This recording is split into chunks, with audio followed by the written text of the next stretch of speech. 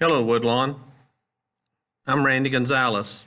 I'm a CATE teacher teaching sports medicine, medical terminology, and emergency medical responder. I'd like to talk to you today about the possibilities available with flipping our classrooms. I'd like to make a presentation here showing you the Bloom's traditional taxonomy versus Bloom's flipped taxonomy and how it relates to the activities, the depth of knowledge, and the compass rubric. The objectives are: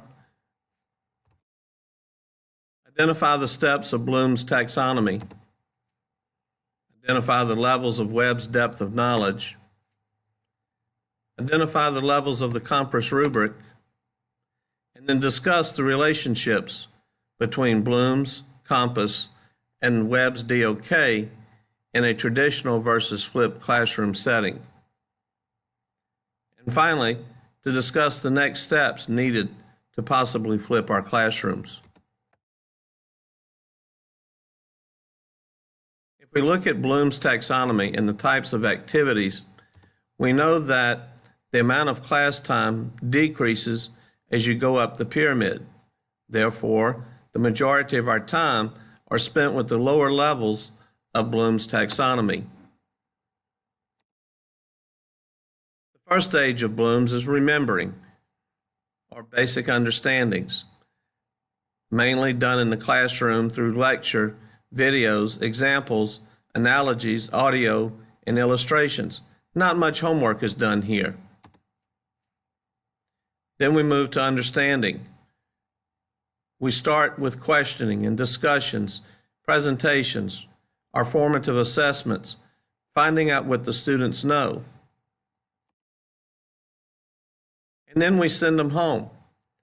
We have them do homework, particularly in math. If they haven't gotten the basic understanding and they can't remember, they get home, they try to do the homework, and that's where we usually lose our students, because they're not able to, and they don't have the home support sometimes in order to achieve or master the concepts. Then we use analysis.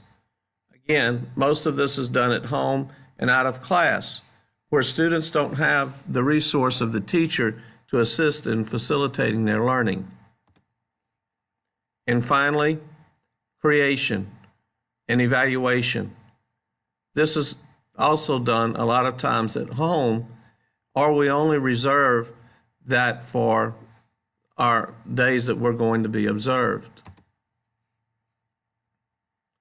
If we look at the depth of knowledge in the compass rubric,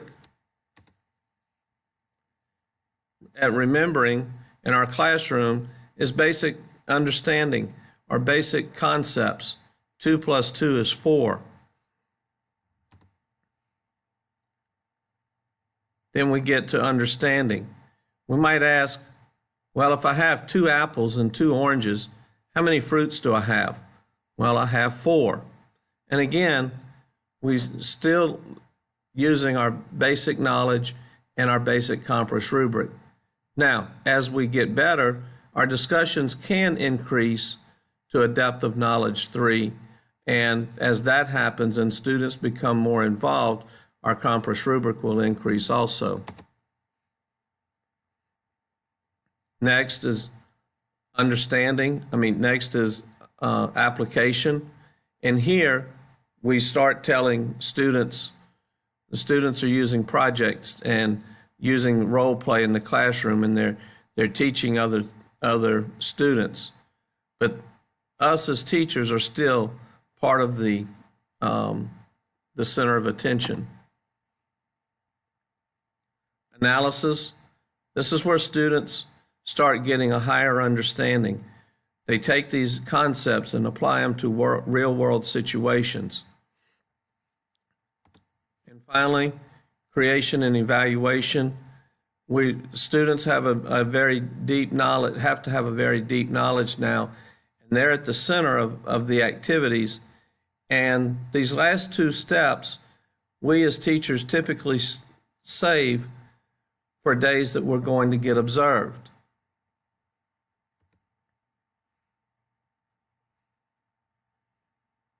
Now we're going to flip Bloom's taxonomy. And the only thing that we're going to now flip is the time component. The steps of Bloom's will be the same, but we're going to spend less time in class with the things that students should be able to do outside of the classroom.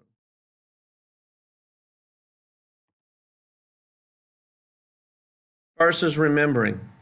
Here's where we're going to use homework, or video, or a presentation like this, a screencast. And students will be able to view the those screencasts and then be able to gain a basic understanding. We as teachers can give them some type of assessment, online assessment, and before they come to classroom, we can understand where they are, where the students are, and we can then pinpoint our lectures to the concepts that they did not understand. Then we move to application, and we can now start doing simulations and role plays and have projects where students are actually working on those projects in class and assisting one another, gaining a higher understanding, and we are facilitating their learning, and they're active. Then we start to analyze, and we take what we've known, we've applied it, and now we're going to analyze the results. What's going to happen in the real world when we use some of these concepts? Evaluate and create. This is where we can now have, we've reached a level of understanding where we can have discussions and questioning, critiques, and debates. And students are really showing what they know and what they don't know.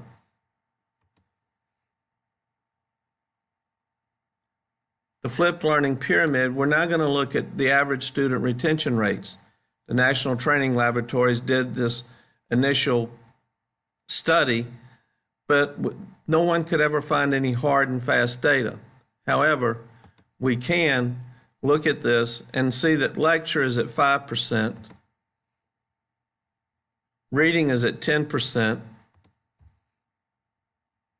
audio visuals is at 20%, and this is all anecdotal information, but it does seem to make a little bit of sense. As a student has to demonstrate their knowledge or demonstrate a skill, they do have to know more. So the retention rate of 30% seems viable. And then in order to discuss information, they have to have a basic understanding. They have to be able to retain that information.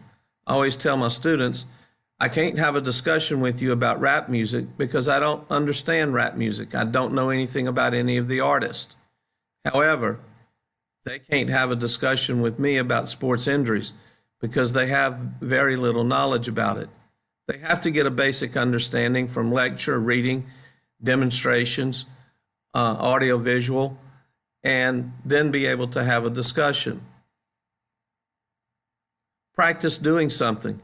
If I'm going to teach them the skill of taping an ankle, they have to remember at least 75% of what to do. They can't say, oh, what do I do next? It has to become muscle memory. Same thing with some of the basic knowledge that we have in social studies and other subjects. Then when we have the students teach others, it is very good because they'll have to have a higher understanding. So in summary, we'll be transitioning to one-to-one technology next year with our students as they acquire Chromebooks. We'll need additional tools to meet all of our students' needs. And flipped classrooms may be only one avenue. We will need a variety of tools to succeed so that all of our students can succeed.